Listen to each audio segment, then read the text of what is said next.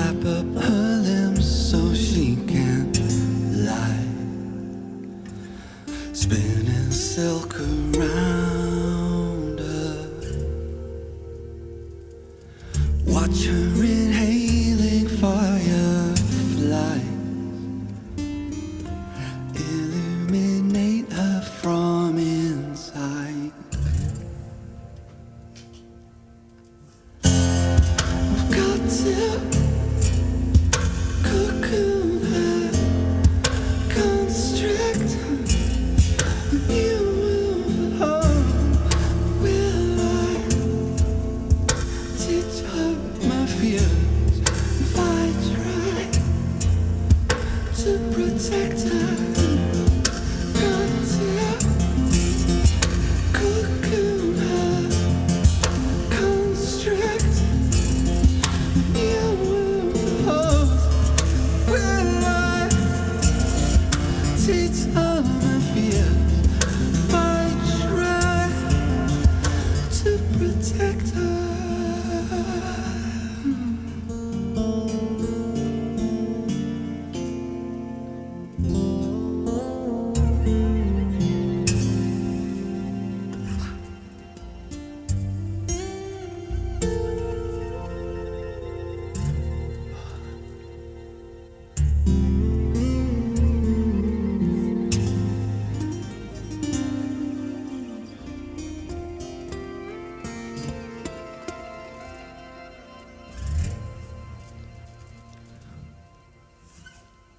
Unfurl her wings so she can dry, open to the sun. I cannot bear to watch her fly, reduce my singing to a sigh.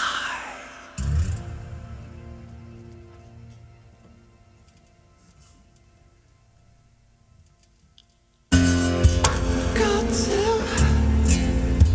cocoon her, construct. You will hold, will I teach her my fear if I try to protect her? Got to cocoon her, construct. You will hold, will I teach her my fears if I try to protect her, to protect her, to protect her? Yeah, yeah.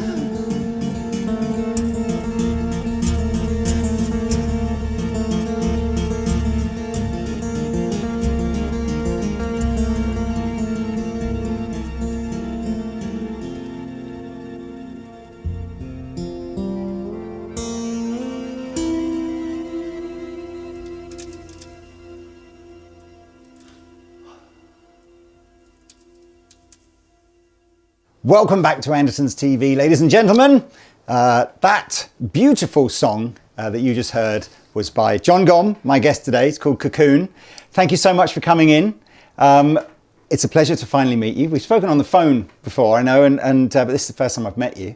I should thank the guys at Blackstar Amplification, because Jon is currently on a little tour of the UK promoting his association with Blackstar and doing some songs and stuff. So that's for tonight. But we thought we'd grab you before your gig to just catch up and find out a bit more about you. It's really exciting to be here. It's like slightly nerve-wracking because this show is so popular and people have told me, Jon, why haven't you been on Meet the Captain? Jon, why haven't you been on Meet the Captain? You're just friends in the pub say that to me. And so it's a little bit nerve-wracking. It's like being on real TV. Is it? Like real telly. Well, there you go. Well, I do appreciate you coming in. But I think with these kind of interviews, it really is about just trying to get to know you, understand what it was about the guitar that sort of drew you in. And we'll talk about the journey and kind of how you've put your rig together and perhaps how that's evolved over the years. But look, take us back to the young Jon that prior to playing the guitar. And what were your sort of earliest memories of what drew you towards the instrument? I don't have those memories as such because I can play guitar. I had guitar in my life for longer than I can really remember. So The story in my family goes that all I wanted for Christmas when I was 2 was a guitar. Wow. I think part of that is my dad really wanted me to have a guitar as soon as possible, maybe more so. So they got me a ukulele, my mum and dad, when I was 2. And there's photos of me holding this ukulele. I wouldn't go as far as to say playing it. And yeah, I did try to play it through kind of those years, apparently. And then when I was about kind of 4 and a half, I apparently frog marched this ukulele out into the street and smashed it to pieces on the ground out of frustration that I didn't know how to play the thing. And you know what it's like with musical instruments, it's not the same as other toys. You actually need to learn how to use them. Yeah. So yeah, at that point, my parents started getting me lessons, and back then it was very hard to find a teacher who would take on such a little kid. So then really my earliest memories then become of having guitar lessons, going to gigs with my dad, which could be classical guitar concerts or covers bands in the local pub, or touring blues artists in particular that my dad was into. So it was pretty eclectic, thankfully. I'd love it. I mean, that's mad. I think the only other guitar player that I've interviewed that has a similar story is Guthrie Govan. You know, another absolute master of his craft. You know, this idea of doesn't actually remember life prior Really? to the That doesn't guitar surprise me being with in it. Guthrie. Right, so Guthrie, I met him when I was 18 and I was at the Guitar Institute. And because I was so obsessed with guitar, at the Guitar Institute, you're just having lessons all day, every day. I used to get extra lessons on Sundays. So I'd go in on a Sunday morning and I'd have extra lessons with Dave Kilminster, who's a lovely, lovely, Yes. lovely man. And Guthrie had just won the competition that kind of made his name a little bit in the first place. Yeah. And he was just starting teaching there, just doing private lessons on a Sunday. And he would sit there kind of warming up, practicing through like a little PV Bandit. And I was like, what the what? It's amazing, you know, this mutant who could play anything. And once I realised he could play anything, I had like all these old tabs from old American guitar magazines. So Buckethead used to have a column in a guitar magazine, but I had no way of listening to what it was supposed to sound like, and it looked like a row of chromatic notes. It looked impossible to play. So I would give it to Guthrie and say, have you seen this? And he'd be really like, oh no, I've never seen it. Can I borrow it till next week? And then I'd see him the next week and it'd just be, I'd finally know what it was supposed to sound like. And he could just play anything. And yeah, you know, another thing about Guthrie, you know, you can edit my endless stories. No, it's fine. So I remember Dave Kilminster got a gig just in a bar or something. And it was a trio doing, I think, some covers and some of Dave's songs. The bass player dropped out. And Guthrie played bass on fretless that night. Then the first time he had ever played a fretless instrument was that day. This is true. He's another level. But Anyway. I'm interested then. So, were you at the Institute learning acoustic guitar? No. So let's talk about that then. You're best known as an acoustic guitar player. Yeah, only known. So when did that, talk us through the teenage years of what was the sort of transformation from an electric player to an acoustic player? So I kind of had acoustic awakenings, which coincided with a period of being really getting kind of frustrated and jaded with electric guitar. And everyone goes through those periods with their instrument. So I was struggling with tone, with electric guitar tone, and having a tone that I found was like my own original voice, but kind of manageable on stage, and just these different things. And it was really frustrating me trying to, who am I as a guitarist, you know? And then I discovered 2 guitarists, acoustic guitarists, at that time. One was Michael Hedges. Michael Hedges is an American guitarist who made his albums mostly in the 80s, and sadly died young, so we don't get to know what he would have done after that. But he kind of reinvented the acoustic guitar. He was using mad tunings, harmonics and crazy techniques and percussive techniques a little bit, but loads of extended techniques to sound like a kind of orchestra or like a layered synthesizer or whatever. He was a genius. And the other one was an English singer-songwriter called Nick Harper, son of folk legend Roy Harper. Roy Harper. Yeah. That's it. And he would tune his guitar really low and the sound that these guys got from an acoustic guitar has all this bass, right down to the sub frequencies, all this sparkly treble, this dynamic range of just going from whisper quiet to like wall of noise loud. And then I would kind of get home and get out my electric guitar, and it's like, dinky dinky, it just feels so small. And it just made me really want to switch over to steel string acoustic. Yeah, so that's one of many reasons. Because we had this little conversation over lunch, and I think it's worth sort of revisiting this idea of how important it was to you to find your own sound, your own uniqueness. And I kind of got the impression that for you it was more important than lots of other guitar players that I meet and stuff have their heroes, and you can hear and feel them trying to incorporate how their heroes played into their music. Yeah. But you feel like you wanted to push back against that and go, I really need to find my own thing. So where does that come from? I don't know. So, part of it is always struggling to express myself in life, kind of socially, and therefore music being an outlet for things that I want to say and express and almost be. Like, this is who I am, is this sound, you know. So that's one thing that really matters, is that it sounds uniquely like me. And another thing is that I have the attention span of a insect, and so I'll get really, really, really into a style. So, for example, that summer that I was having lessons with Dave Kilminster, I was trying to learn 8-finger tapping. And what I mean is like Stanley Jordan style, playing piano on the guitar, right? And, you know, I tried it for about, I don't know, probably stuck at that one for quite long, like kind of 4 months or something, before I was like, this is really, really hard. I've kind of got what I want from it now, I'll move on. And now I've become obsessed with like country guitar, or I'll get obsessed with flamenco or obsessed with something else for a brief period. And then I develop enough ability to be able to kind of blag those styles and get what I want from them, to be able to incorporate them into my own music. And I also develop a deep love of those styles. It doesn't take long if you can appreciate stuff. And yeah, so it's kind of like a musical magpie, where I just see something shiny and exciting, I want to incorporate it into my little nest. So I think probably I don't have the patience to be so obsessed by one other musician that I would be able to copy them closely enough. Yeah. That's fair enough.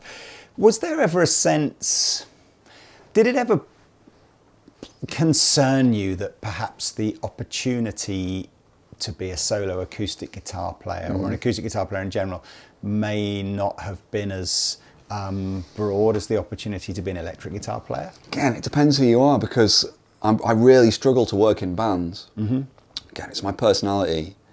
So I'm really good at taking orders. If somebody tells me exactly what they want me to do, I'll do it. But if I'm the band leader, the way that I communicate naturally, so I'm neurodiverse, is one thing to know. So I'll communicate normally in an incredibly blunt way. And I have to deliberately not do that all the time to avoid causing offense. But when something's very important to me emotionally, so that's called masking, and it has a term. So it's called masking. And everybody does it to an extent, you know. We can all imagine, we've all done that, you know. You know, if you were to meet, I was going to say the Queen, God rest her soul, but if you're going to meet some member of the royal family, you probably wouldn't be the same as you are in the pub, you know. So we all know what masking is. But when I'm doing something like making my own music, and I was in a band with other musicians, that mask, I cannot maintain it, because what I'm trying to communicate is so important to me emotionally. So I will just give orders and just say things in a really blunt way, like, no, that's bad. Stop doing that and do this instead. And people don't like that when they're in a band. Do you know what I mean? And so I would really, you know, start to realize I'm losing friends very, very quickly here. So being solo works so much better for me as a person, because the only person who has to suffer my unending wrath and frustration is myself, tragically. Do you know, I think I often enjoy the stories of, it feels to me very much like the instrument drew you to it, rather than necessarily I can't imagine anything would want this level of abuse that it would actually go out looking for it. I'm so Let's sorry, be honest with guitar. you, I've seen other guitars of yours from previous brands, and Yeah. they're way more abused. This is my new one. yeah, It's I was going to scary. say, that one's in good condition, relatively speaking. It is, yeah. Well, let's talk about that then. So, at what point did it become apparent in your life that you could actually do this for a living then, and this would be your career of choice? So again, just having a kind of good upbringing in that way. So I had, so my dad would take me to gigs, as I mentioned earlier, and a lot of those people that I got to see would not be household names at all. And I would excitedly go into school the next day saying, "Oh, I saw Walter Trout this weekend." And you probably know who Walter Trout is, and many guitarists out there will, but your school friends other don't kids give a would man. not know who. They don't will care, know. and you think it's really cool. Yeah. And he stayed at my dad's house. It was awesome, and they're like, off. It's just, So yeah, I quickly realised that. So I never had this idea in my head that in order to be a successful musician, you had to be famous. I just had this idea that it could be a job, Right. and you could travel around doing shows like a tradesman. And I did that for a long time. I just played pubs and little festivals, and I travelled around Europe and a bit beyond Europe before I had any kind of renown. I was always very, very scared of getting involved in kind of mainstream industry because it had chewed up and spat out people that I'd known and really damaged them. So I was just kind of this independent musician travelling around touring, and it's just a job. So in terms of success, I always thought this is a job. This is something that you can do. I didn't kind of realise that you can't. It's not that. I actually must have been quite good, because actually not anybody can do that. You actually have to be quite good at it. I just assumed it was. I know it sounds really dumb as an adult just to think that you can just be a musician like you can just be a plumber. I mean, you've got to be good to be a plumber. I don't know where I'm going now. No, I'm lost. I think no. I make a point? I get the thread. Okay. I'm kind of interested in this. So you're on this sort of journey of playing pubs and clubs and sort of making a bit of a name for yourself. Yeah. I kind of look at your playing and I'm sort of going, what was the challenge for you? What did you find the greater challenge? Was it trying to write the song that would be the, would have a catchy hook or people would remember you for? I never think like that, but I know exactly what you're saying. Or was it trying to explore the boundaries of where your technique would take you? So someone would go, I know Jon because he's the guy that does incredible technique stuff, or I know Jon because some of my favourite songs. I'm just curious. My fundamental answer is that everything should be a challenge. If you find something easy, you're not trying. So go back and start again. That might just be my experience, but that's how I find it. So but for me, songwriting and guitar playing are two entirely different things, and the challenge is different. So with writing, there is definitely a technical element to songwriting for sure, and there are techniques that you can use, and which are almost like tricks of things that you can do songwriting-wise, which are awesome. And I have ones that I've taken from classic great songwriters, but I have composition techniques that I've stolen from Joe Satriani, who is a genius, fantastic composer, in my opinion, not just an awesome guitarist. And whereas guitar playing, the technical challenge there, to me that feels a bit more like the kind of video game challenge where you just want to get better and better and better and better, and there's no limit because there's nobody who is so good that they're going to master every style of guitar playing in a lifetime. And even if you do that, well, okay, well done, invent a new one now, please. It's like you cannot master this instrument, or maybe any instrument, but the guitar, there's something magic about the guitar, which is why we're here, right? It's like there's so many different shapes and colours and styles and sounds, and acoustic, electric, and nylon string, bass guitar, if you want to include that in our family, and all these it's just limitless. So it's a video game that you can never complete. There's always another level. And that, if you've got one of those kind of brains that gets itchy and bored, and you just want something to, I get so excited working out a new technique or coming up with a new song or a new arrangement that has a new thing in it that I've never done before technically, that I can't do. And then I master it and I listen to it as I'm playing it and I go, oh yeah, that's really cool. That's awesome. And that's maybe not such an artistic reward. So, I have those two kind of separate creative challenges, yes. I'm fascinated about this idea of mastering different genres. Does that ever? You don't sound like someone that's ever felt like it's got you down, but or is there? Tell us how you go through that kind of just dealing with maybe not being as good at something that you wanted to be. Acceptance, that's it. It sounds mad me saying this to you, given that you're on a completely different level to where I am. A guitar player. How dare you suggest I'm not the best guitarist in the world? That's what I mean. I'm not trying to suggest no, that. No, it's like, stylistically, because I don't think I've got that, I don't think I've got the determination to. Yeah, I look at people who find other things easy and, or seem to be able to do things that seem impossible to me. Sometimes I've seen behind the curtain as well, though. So I've met those people and I know the struggles that they have, where they have those same insecurities too, And you could ask them the same question. And is that how it manifests, as an insecurity? Yeah, I think so. Yeah, not just a challenge that you're yet to. Oh yeah, if it's just a challenge that I'm just in my own head, in my own universe, I'm happy to abandon a challenge and go, I can't do that technique. But you know what? I have. So as an acoustic guitarist, I feel very comfortable in the electric guitar world because I can sweep pick. Do you know what I mean? There's not many probably fingerstyle guitarists who can do sweep picking licks and have a couple in their song, or like shredding kind of Paul Gilbert alternate picking. So I can do that. I can do kind of. I love legato lead stuff, which is so awesome now with the likes of my friend Tom Quayle, who's just wonderful at it, and Guthrie, who you mentioned, but I love that style too, and I incorporate. So I'll have so I'm playing solo acoustic music, but I'll put a guitar solo in there.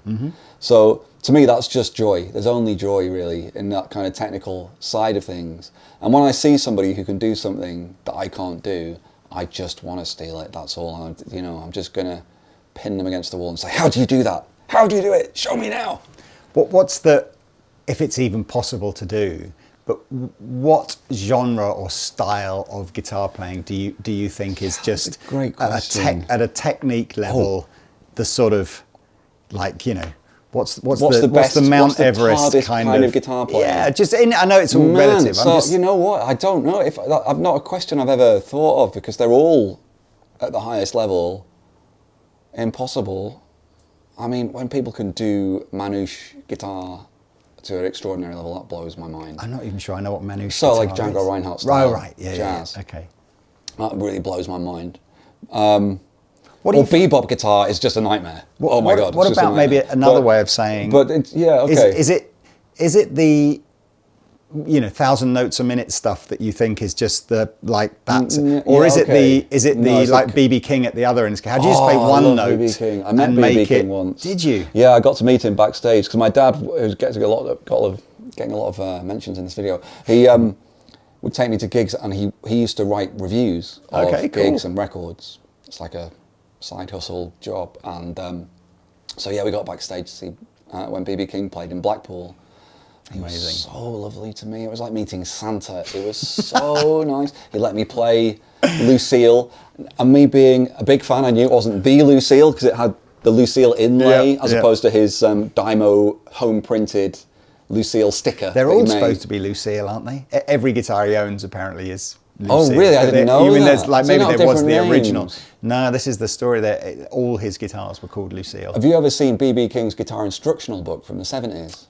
No, I remember having the VHS hot licks or whatever. No, he made a book that was like a plastic bound, like the ring bound, so you can put it on a music stand. It had tab in it, which is not that common in the 70s, and it has him showing you his favourite fingerings to play all major scales in one position on the neck in all 12 keys. Yeah. It has him showing you how he uses, I can't remember the name of the computer thing, but it looked like a photocopier to help you write songs. So it would come out with chord progressions. Frank Zappa used it as well. I can't remember what it's called. So there's a photograph of BB King with this computerized songwriting machine. Amazing. It's completely, it has stuff about, playing blues as well, but it has this stuff that maybe you wouldn't expect. And it has him showing you how to clean your guitar strings in this book. So go on then. So the question was, what do you find? What do you feel is the most challenging aspect? Is it technical or is it just? People should honestly ask themselves, because people will answer this question very glibly and quickly. It's like, what is easier to play and replicate? It's easier to play and replicate a really super fast, perfectly played guitar solo, or would it be harder to replicate Kurt Cobain's guitar playing on, say, for example, Come As You Are? And people will instantly say, well, it's easy to play Kurt Cobain stuff because you don't need the technique. Now, wait a minute. Can you get the exact sound? Yeah, good luck with that. Can you, if somebody plays something, I'm going to use this word and I do not mean it this way, but badly, with a very esoteric technique where certain notes are played, they might be fluffed, there might be weird pick noises, there might be weird stuff, to actually replicate that. Not that there's any reason why you should necessarily want to do that and replicate it so perfectly. But if you wanted to do that, it would be incredibly, incredibly difficult technical challenge. And one nobody should ever take up because it's not supposed to be played like that. Just play it however, if you were to try and get it so perfect, then you just wouldn't be enjoying playing the song. It would be defeating the entire purpose of expressing the music. But it is really hard to replicate that sound. So, whereas if somebody plays something fast and difficult, but it's perfect and every note is correct and you can and clear, it's going to take you a lot of practice and maybe a bit of kind of natural ability as well that you may not have had. But maybe you can, if you can do it, you can make it sound exactly the same. Exactly the same. So yeah. So what it's an interesting question. What are you working on at the moment in the sense of just what's the musical stuff? Yeah, just technique-wise. Technique-wise. You said you mentioned that you're discovering stuff and going, oh, I need to learn how to incorporate that or learn that technique. I'm just wondering, or most recently, what's been the sort of thing that you've gone, do you know what, I've got to become a better. Yeah, not necessarily player. better. It'll just be a little bit of something shiny that I want to put in my music. Yeah. So it'll just be a particular sound, and it can be something really, really small. I wanted to do something with harmonics recently. So I started working that into a song. I'm a tune. Every song that I play is actually in a different tuning on the guitar. And I do have actually advice for like guitarists who are out there who are interested in using lots of different tunings on the guitar. Maybe using a different tuning for every song, which is just don't do it. It's stupid. So I was just trying to work out how to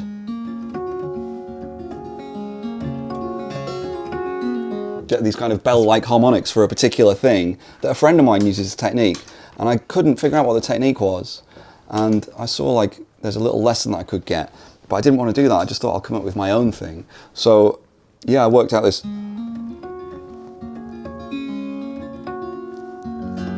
then I want to try and get a bass in there.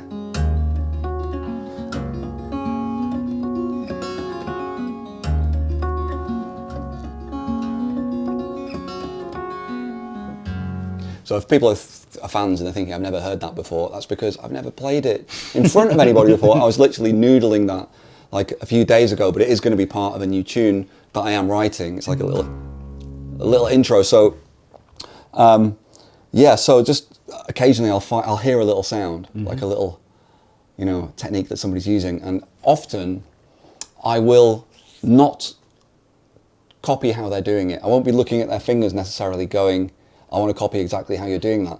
Quite often I will listen to it and try and copy it by ear, so I end up doing it a different way or getting the same sound a different way, because then instead of just copying them, I've come up with something maybe new. So I do that quite a lot. I'm going to sort of go back to the career thing. When you started to get better known, did that in any way feel like it restricted you because you got known for playing a certain style? No. And do you? But I know again what you're asking. You don't worry about you gain an audience playing at a certain moment in your life playing a certain style. Does that audience come with you and they sort of accept that stylistically you're always evolving? You can go beyond that because I had a viral video, so it's like not even just a style; it's a song. So. I have been asked a couple of times, don't you feel... So it was called Passion Flower, this song, and it's really big on YouTube. And I feel very grateful for that, and I'm so lucky to have had that happen. And yeah, but I don't feel I need to write another Passion Flower. I need to write another song that's the same as that. If I was that kind of person that thought that way, I would never have written that song. So, and also I just can't. I can't just go copy another song, because the song to me isn't the final end product, the end sound that people might want to hear more of. Mm-hmm. To me, that song is a particular idea that I'm trying to express. So it could be an emotional idea, a story I'm trying to tell. In that particular song, it's about a plant that I grew, and the growth of this plant, which sounds weird, but really inspiring me to think, you know, actually, it doesn't matter what dirt you're grown in, you can come out to be something different than that. And so I can't rewrite that song or write another version of it. And I don't think in that way. And I actually think in the opposite way. So I will write songs which in my head are, when I play them, like I have one song which is like a dub reggae song. Now when I'm playing it, it probably doesn't sound like that, but those are the rhythms that I'm using, that's the particular kind of sounds that I'm going for, and maybe songwriting techniques, or you know, how the melody is phrased and stuff like that. That's what I'm going for. But I know that because it's just me and an acoustic guitar, I'm not suddenly going to switch my band to a, you know, a dub reggae band. I don't have a band. So it doesn't matter to me. And also I just have the attention span, as I may or may not have mentioned, I have the attention span of an insect. I don't know if I already said that, because I have the attention span of an insect. So I said it at least twice. So I like Sgt. Pepper's. I like Surfing with the Alien, because those albums don't sound the same all the way through. They have these completely different stylistic songs. There's not like an overall sound to the album. I would just be bored if I was. You know? But I mean, I suppose, would you, do you think, if, you know, just write a love song with GCD as the 3 chords? Yeah, I've done that, but you know, when I play it, so there's a song of mine called Gloria. Yeah. That now I've said it, I really should play a bit. Yeah, and I'm going to look deeply into your eyes. Yeah, I was about to say, it's an inappropriate. It's all fine. I'm going to change it to Lee. You know how like this is all I really. I don't want to say the names. Leading question. I hoped you were going to sing me a love song. Yeah, but you know how like somebody like Barry Manilow or something might get somebody from the audience, and he'd change the song to be their name. Absolutely. And they'd be in tears. Well, I'll change my name to Mandy if you want to sing that song to me. It's fine. Oh, you know what? Well sweaty. I have that effect on people.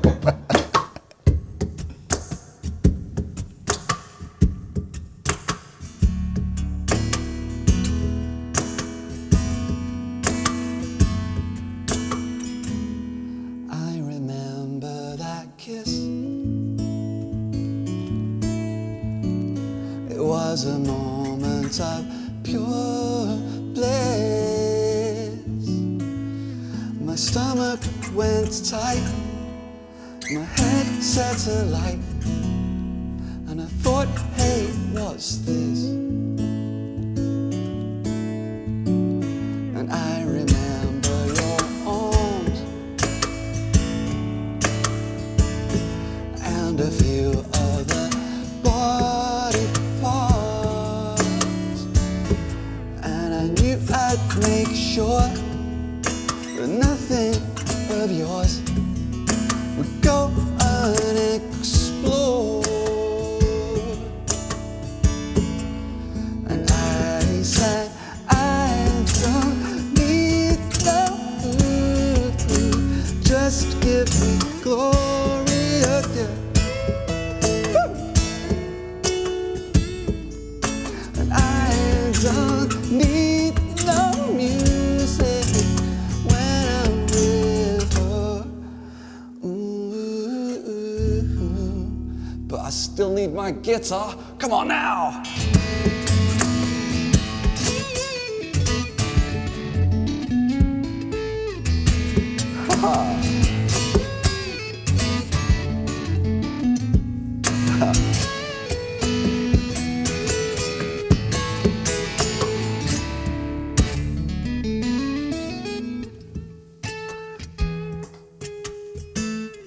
That'll do. I like the fact that because every song is me and this, this and this, and that's it. It doesn't matter if I switch genres. It's not going to be like, what the f***'s happening? It sounds like there's a metal song and then a country band on the same album. But it is a country song, and in fact, in my head, it's the two people in the song might be dancing in to a romantic waltz. It's a country waltz. Yeah. In a freaking barn dance. Do you know what I mean? It's really that precise, but also that kind of, you know, dumb and just stereotypical. Apologies. But it's this kind of... to me, that's what I see in my head when I hear that sound. And even when I'm doing these bends, it's got the kind of pedal steely... Yes, yeah. But when I did them in the song before, I don't know, maybe it still sounds a bit like a pedal steel because it is a similar sound, but maybe that doesn't jump into your mind as, oh, it's pedal steel lick. Yeah. Because stylistically the first song that I played is kind of, I think of it as being kind of Bjorky pop. Right. And again, it sounds so dumb when I say these... That's not a genre, what is he even saying? But that's what I'm looking for in my head. Yeah. So yeah, that's my country song. I mean, and do you know what? This is a really great segue into, because I love songs for the song rather than, you know, necessarily.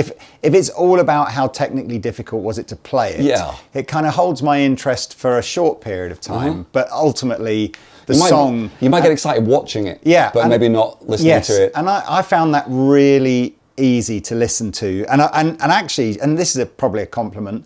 Whilst I recognise how complicated what you, or you know, technically difficult. It's not that complicated. This one, but quickly, as my songs go, it's actually one of my simple ones, really. But there's definitely more in it. But I than forgot, most people would. You know, that's the idea. Stopped, you know, quite quickly. I'm like not. The fact that you're retuning your B string, or you know, that didn't. That wasn't even. I wasn't even conscious of what that was. It was just nice to hear as part of the song. The nicest compliment I ever get is when people say that the guitar technique is really fun and they really like it, but it's always sounds in service to the song, and it always sounds like music and like it's a song. And hopefully with most of my stuff, that is partly true, I hope. But when people say it, that's the thing that makes me feel like that's what I'm going for. Well, I think it must be great. When you get a bit of a name for yourself in the guitar industry, particularly, you know, brands want to endorse you and they say, well, would you come and play at our, you know, event that we're doing? Yeah. I think it must be quite, because there's an expectation that you're going to get all the flash licks out, isn't there? And I think sometimes it's nice to I don't have any songs, like you say, that, because the question I've just remembered was, do you have any songs that are just simple G, C, D love song? Now that is a 3 chord. I mean, I play other we could notes, have played it but the bass, that's the bass player really. Yeah. As the chords go, it really is just three chords, as far as I know. Yeah. I never really work it out. I'm in weird tuning. I don't know what I'm playing. So, it is that. But I don't have any songs where I'm just strumming 3 chords on the guitar and singing, because I would get bored. I would just, for me, part of playing music, part of playing my music is that constant technical challenge, which keeps my brain from going to wherever else it will go that I can't control. So I need as much challenge as possible. And then the problem becomes that I can be on stage doing a song which has like a bassline, drum part, melody on the guitar, retuning the guitar as I'm playing and singing all at the same time. And my brain is, I've done that song so many times, I'm thinking about 3 other things as well at the same time. So the challenge then comes back and I need to write another new song that I can't play. So I get that same clarity, you know? That's brilliant. Well, look, I'm going to cycle to the gear. Let's do it. So, in no particular order, you've got a signature Ibanez guitar that I think came out in 21, was it? 2021, 22? I don't know. Like that. 2021, I think it was. Can't remember what year it was. I have no concept of the passage of time, but it's not big, that long ago. You know, it's a big body, kind of chunky looking thing. Tell me about all the different guitars that you've owned over the years that all went into the melting pot to kind of make this. So I haven't owned that many guitars. I'm what I refer to as a guitar monogamist. Wow. So I very much... I don't know what that makes me. What's the opposite end of the scale? Slapper. Yes. So, although that's me, I'm the one who slaps the guitar. So, yeah, with this guitar, with developing it, it's very rare, as far as I know, that a guitar company that's, you know, Ibanez is a massive guitar company, but a pretty big one guitar of the big company. Ones. Yeah. They would come to you and say, right, we want to do a signature model guitar, and we all we have is a blank piece of paper, let's design a guitar. And I couldn't believe that was happening when they said that. I was like, are you mad? And I'm sure there were moments over the 3 years development where they did have regrets. But, it was amazing. And so I could generate my fantasy guitar, which was that kind of, there's certain, I will just name luthiers that I love, because hopefully it's only a compliment.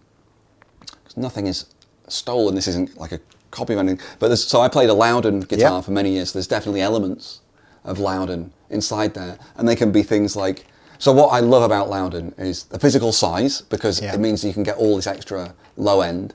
I like the feel of the guitar, like in my hands, and the way that the finish lets the guitar breathe. I can't believe I said it. Lets the guitar breathe. It's cheesy, but I know what you mean. The wood moves in a different way. It's more sensitive. It's like using a condenser mic instead of a dynamic mic. It's like every breath of your fingers is like there, because the wood is not encased in a layer of, it's a really thick layer of stuff. Yeah. And there's other things as well. And there's practical things like I hate bridge pins. I hate bridge pins. And that's just, there's nothing wrong with bridge pins. I'm really clumsy, uncoordinated, typically neurodiverse person. That's just a strung through the can't get them out. So, Loudon do that, and Takamine do that, which is the only other guitar I ever endorsed before this was a Takamine, because they asked me to, and I was like, you don't have bridge pins, I'll be fine. Okay. It's honestly, I hate them so much. And then I was thinking of luthiers that I love, whose guitars I haven't been lucky enough to own, but guys who make guitars that cost tens of thousands of dollars. So one of my favourite luthiers in the world, who's also a friend, is a man called Michael Greenfield, who lives in Montreal. And his guitars they're so good. And like the first time I ever played one, I could not believe the sound coming from this guitar. And I can remember the moment, I can picture it, it's so clear in my mind, the moment of first playing one of his guitars. And so there are elements of that for sure he wanted to put in there. And I know some things about how he builds guitars, which are like physics things, which are not necessarily, you've got to have your bracing here. So the bracing is the internal structure of a guitar that stops it from falling apart.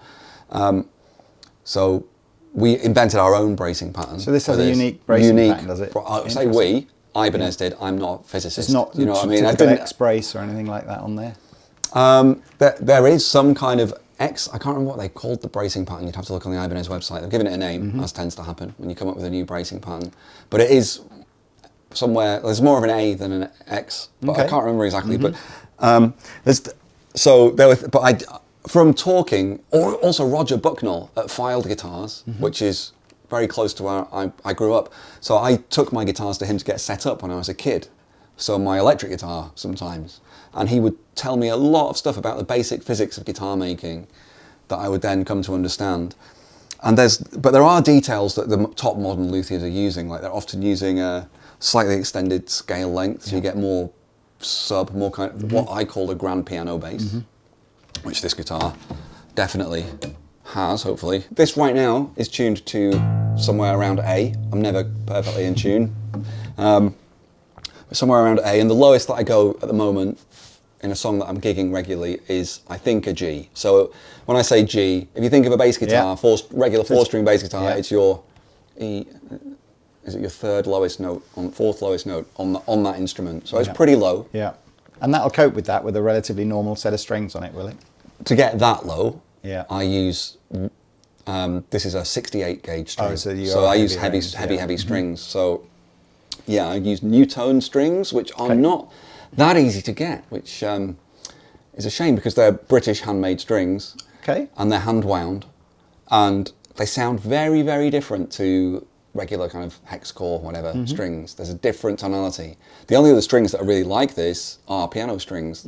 So the round core in the middle, there's more kind of mass to the string, so they have like more warmth. But that can sound strange to people when they first try them because you also sound like you're missing something. If you have more mids, more mid-range, it sounds like you've got less bass and treble. You've got less of that smiley face graphic EQ sound that people expect from even from an electric guitar. So anyway, Yeah, so we have a longer length. We have stainless steel frets, which I think people don't think of as being kind of normal on acoustic guitar, but they work great. So stainless steel frets are louder.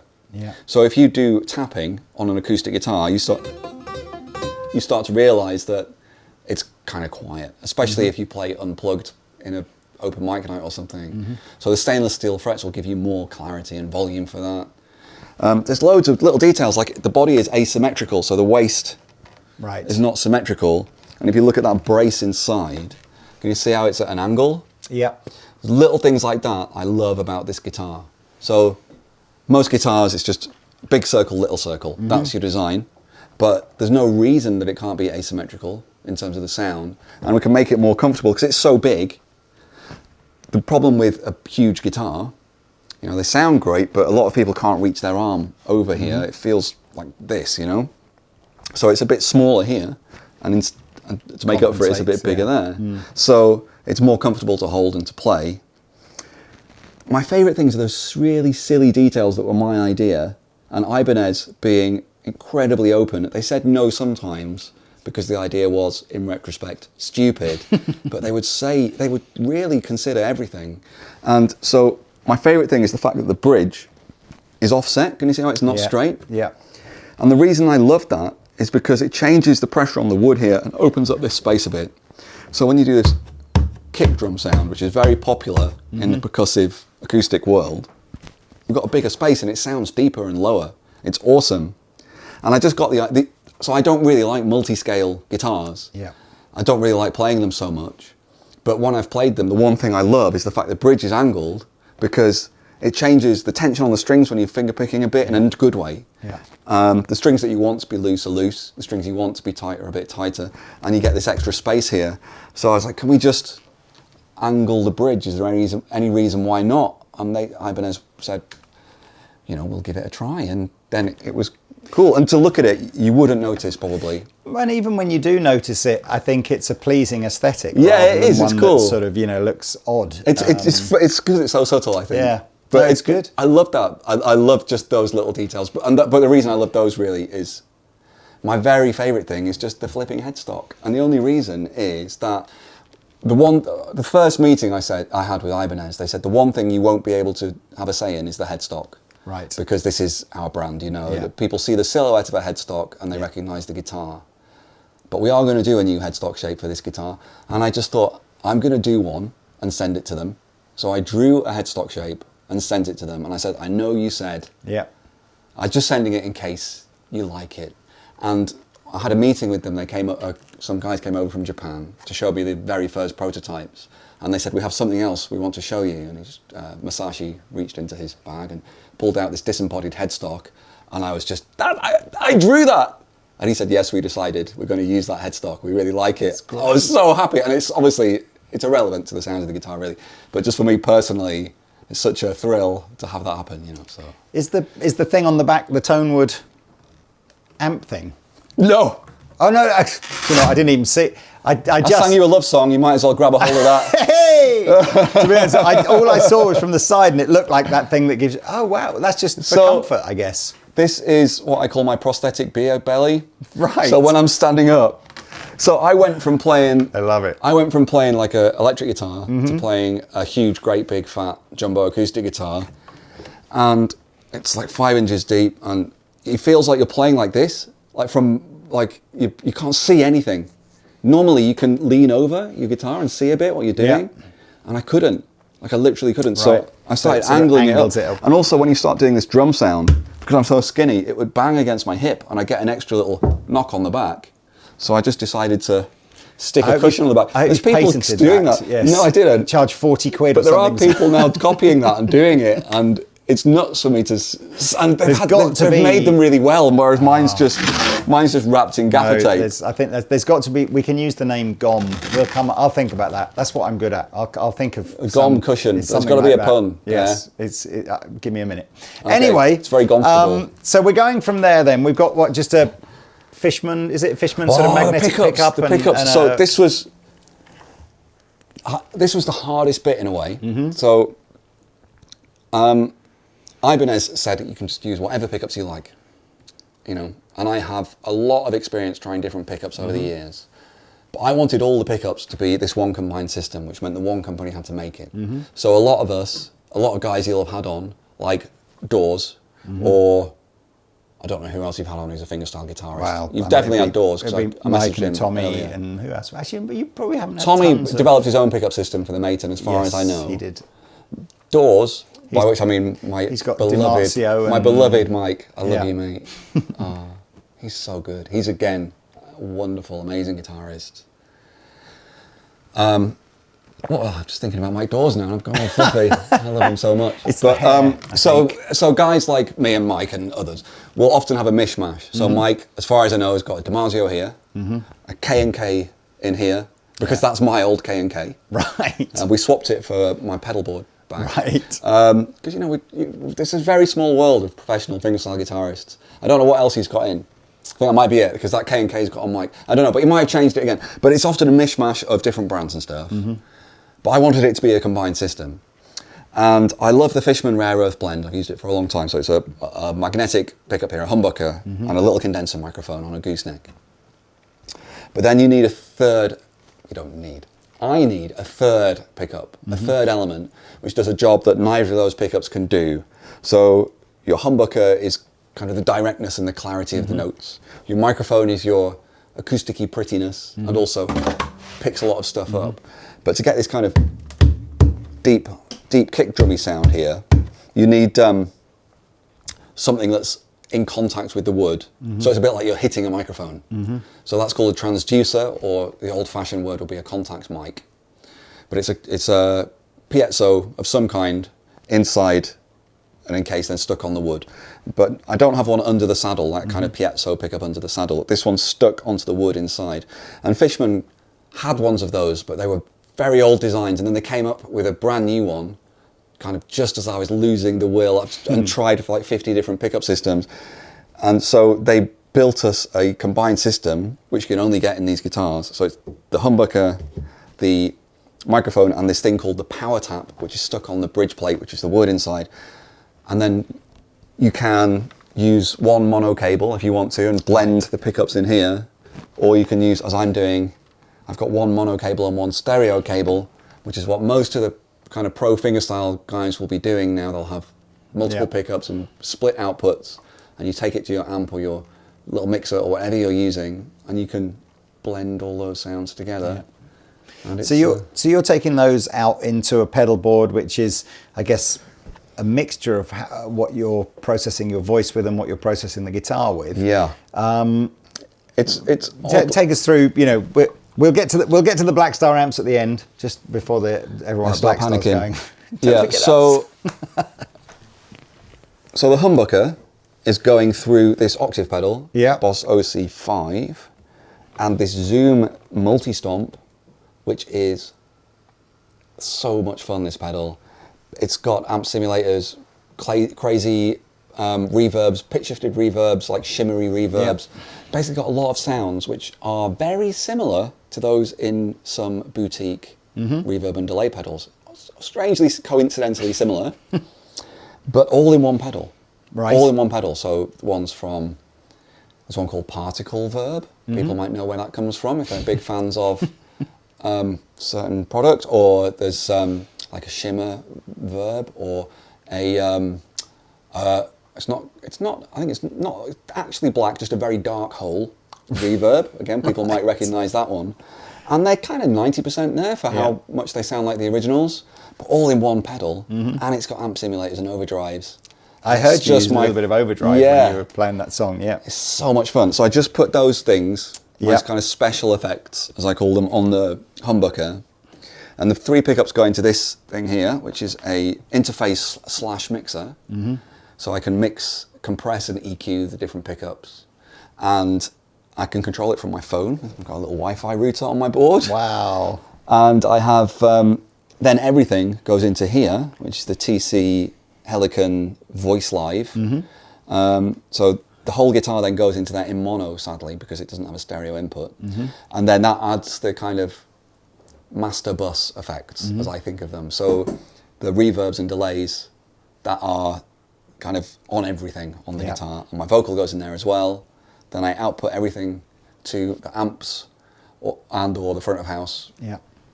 And so it's using on the octave pedal. Mike was showing me a cool feature on that where it's polyphonic. Yeah, so that's you're only getting it to affect, say, the bottom 2 strings or the bottom 1 string or whatever. Everyone's copied that from me. But it was a I cool didn't design the pedal though. I have to admit it wasn't my idea. But yeah, so I got one of these when I realised it could do that because I wanted to sound like Nick Harper, who I mentioned earlier, who has this ridiculous low subby bass. Right. I couldn't get it at the time with my pickups, so I got one of these pedals and it adds this extra secret layer of bass. Yeah. So I use that, and it's not always on, but it's on a lot. And yeah, so it's a great pedal. It's really, really fun. The only other thing that was out there was the Ashdown amps and bass amps. They used to have a button. I can't remember what it's called, but a sub button. Yes, yeah. And that like gave you the same subharmonic thing. Subharmonic Yes, button. That's exactly what it is. So in the world of effects processing and designing algorithms, it's called a subharmonic generator. It's not really an octave pedal. If you're as much of a geek as I am, you'll find that really fascinating. So thank you again to the guys from Blackstar for arranging today and the little tour that you're on. But you mentioned before we were setting up that one of the things that you wanted to be was completely self-reliant in terms of. So, and I was surprised because what you're basically saying is that provided the size of the venue is not too massive, you'll literally play guitar, the whole thing out of a pair of Sonnet 60s. And these are your Sonnet 60 Blackstar Those are mine amps.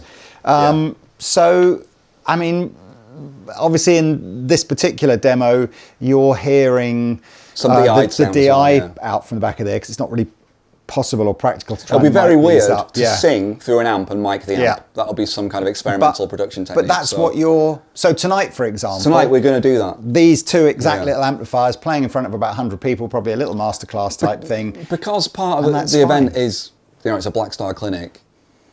But even the Blackstar guys are like, it's okay, you can put it through the PA. And I'm like, no, we'll just do it through the amps because I want to show what they can do.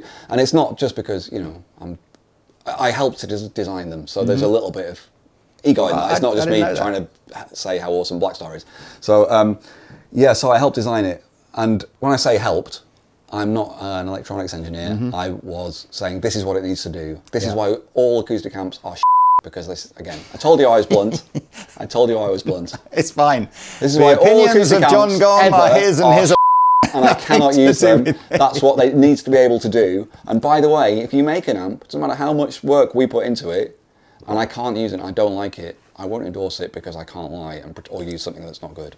Or it doesn't work for me, not good. It doesn't work for me. So 2 channels. So, okay, there's nothing there to look at, which is like, that's new and different. It's all under the hood. So the important thing is, it's going to sound so dweeby, but it's compression. Okay, so if I play through, there's basically 2 kinds of acoustic amps that already existed. There's ones that are effectively electric guitar amps, but they've got like a scooped EQ sound. But they don't really have any bottom end or real top end. Or there's super hi-fi ones, and you plug into them and they sound really, really nice. But they generally have a massive flaw. Not generally, all that I'd encountered anyway had a massive flaw, which was the compression. So if you play a hard chord or do this or this, what will happen is the sound will suddenly go boom, really, the volume will dip. It will dip, and you can hear it dipping. If anybody out there is in a covers band and you've played in a pub and they've got a noise limiter because they've had complaints from the neighbours, and you play like a loud bass note or something, and the whole volume suddenly goes away and then comes back again, and it's awful when you're playing to have that happen. It feels really weird and horrible, and that's what these amps will do. And it doesn't just affect me because I hit the guitar. Anybody who's heavy-handed has a piezo pickup and they're a bit, or pops the mic with their P's, or wants to do something else like beatbox through it or play a cajon through it. They're going to experience those problems, and for me, I cannot use an amp if that's how it's going to sound. So you've got very minimal compression on there is loads of compression, but it's in multiple stages Right. in a way that means that it does. You have to have that, otherwise you would break the speaker, because this isn't an electric guitar that's putting out a tiny, Yeah. small and very narrow frequency range signal. This is an acoustic. It's a microphone in a box. It's a acoustic, engineering-wise, a nightmare. Yeah. So it's putting out incredibly peaky, high-level signal. So you have to compress it. You have to compress acoustic amps, or the speakers will just get blown all the time. So it has compression in it, but we did it in a really clever way with multiple stages. So there's soft compression, hard compression. So it does that, but you don't hear it. Because there's no... You can't see the compression. You can't see it with your eyes. No, I was about to say, you can smell it, like a level control to adjust it. It's just a... No. You've just pre-configured No, we wouldn't let people... You wouldn't want to let people adjust that, really. It's just got to be that's what the amp does. It just does that. If you could turn it off, then there'd be a risk involved. So... Yeah, so it's neutral, it's flat. So the amps sound like what you hope a great set of studio monitors would sound like, or, well, actually they're not that aggressive like studio monitors often are, but like a great PA would sound. So basically I see this as a little portable PA system, and it's got so much, these tiny amps have got so much bottom end. And again, this is from, when it's got a port, exactly. Yeah, you can put them on a speaker stand if you want to, can't you? Yeah, it's got a little hole in the side, so you can. So it's even got Bluetooth. Awesome, Bluetooth, so you can presumably stream music. Everything I've played today has actually been streamed via Bluetooth from one of my albums. You've done a masterful job of miming it all. And would you normally, if you were going to a small gig, would you just put the guitar in channel 1 and your microphone in channel 2 and just sing like that, or are you always blending through here? And normally is I'll come out on my board and I'll put my guitar into both amps and my vocal into both amps because they're stereo sounds. So I've kind of got vocal and guitar left and vocal and guitar right. So I like to use two, but they're so small and light. This is the small version. So it's the Sonnet 60 as opposed to the 120.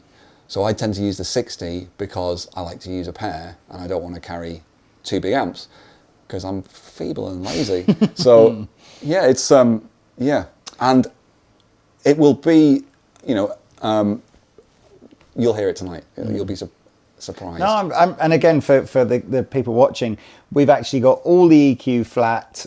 We haven't used the shape control. No, I have used the shape. Oh, you have? I apologise. Yeah, I use the shape. The shape control I use for some things. That's almost, is that like, that's the Jon Gomm signature? Do you know what else I use sound, this for? Do you know what else I use this for, which I can't demo because I've never played electric guitar in public since I was a kid.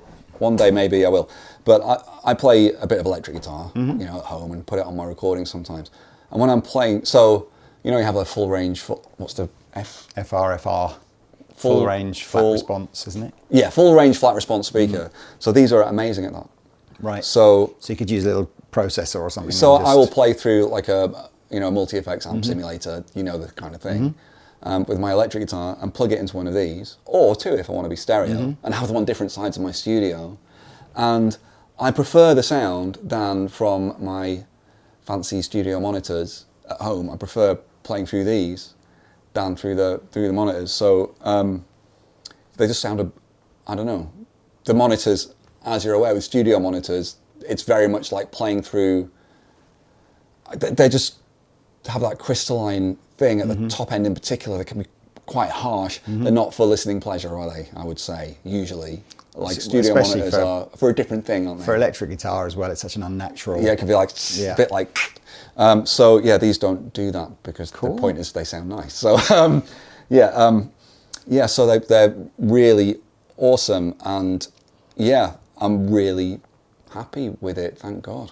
Well, I am looking forward to seeing these in action tonight. Yeah, it's just going to be some of you will be venue, 2 amps. Some of you, I'm sure, will have seen Jon on tour. This is one of these weird time machine moments where, of course, when you see this video, the tour will have finished, I imagine. Yeah. But maybe you got to catch it whilst Jon was out on the road. And if not, I'm sure, again, I will put links below where you can go find out more about Jon on his YouTube channel and general website and stuff like that. But look, it's been a pleasure, oh, thanks, catching up. And I always love doing these interviews. I don't think it really matters stylistically what the player does, because I always think there's the commonality of just like the guitar always brings everything back into the same sort of room. Yeah, the guitar world. It's a family. It's not always a happy family. People. I mean, not really pros, but There's a lot of heated debate in your comment sections at all times, obviously. Yes, take note. But we're all, you know, we all should remember that the guitar is the best instrument ever. And so we all have that in common. At least we're not saddos who play something else. Oh, It'd be no. awful. Here we go. This will be. Oh, sorry, you do sell other equipment, don't This you? will be on a Have we got- Reddit forum as the musical world turns on Andertons and Jon Gomm for. yeah. No, do you know what? Though? There's just a standard disclaimer. Secretly, It I just think- runs my whole life. I should get a T-shirt which is that everything On I this say is channel- bollocks. Everything I say is bollocks. No, it's So fine. On this just particular ignore it. Andertons channel, because it's not the tech channel or the drum channel, we can indeed confirm that the guitar is the greatest instrument of all time. There we go. We have confirmed that. We have had the research done. It and is. The results were conclusive. Well, thank you so much for coming down this afternoon. Thank you to the Blackstar guys for bringing them in. Hope you've enjoyed our little chat. Please like and subscribe if you did, and be nice in the comment section, and we shall see you in another video soon. Goodbye.